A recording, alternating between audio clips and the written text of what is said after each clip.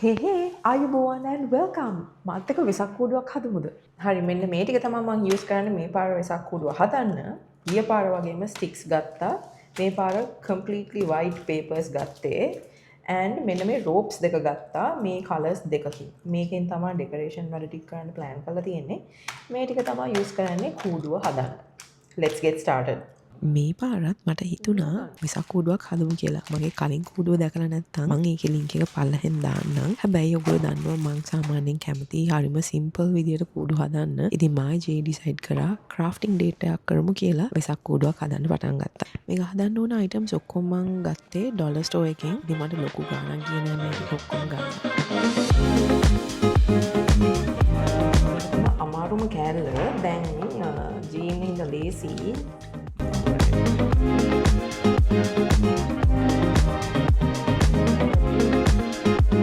So what do you think of this experience, Kani? Oh my god. Are you enjoying this experience? Of course. All right, bro. It's my Like කූඩුව හදලා almost ඉවරයි. දැන් තියෙන්නේ පොඩ මේ ටික dry down වෙනකල් ඉඳලා කොළ අලවන්න. Okay, big round of applause for our Vesak කූඩුව.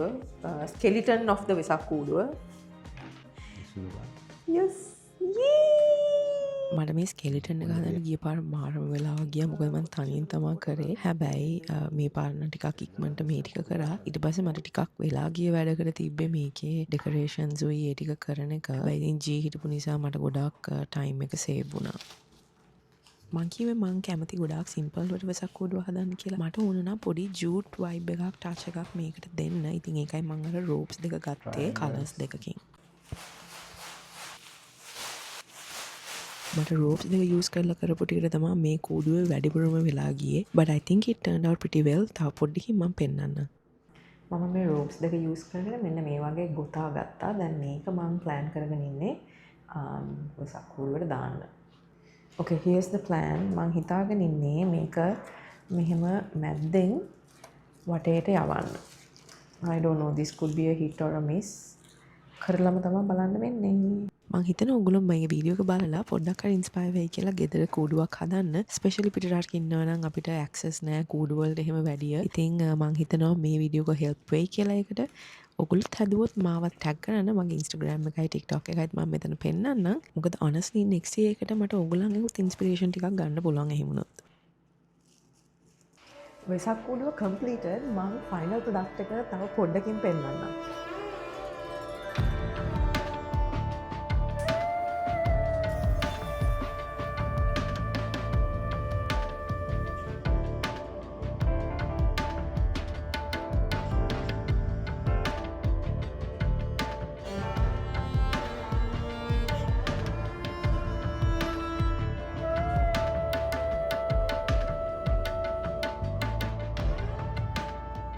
ඉතින් එහෙනම් thank you so much for watching. මම තව වීඩියෝ එකකින් ආයෙත් හම්බ වෙනකල් stay safe and take care.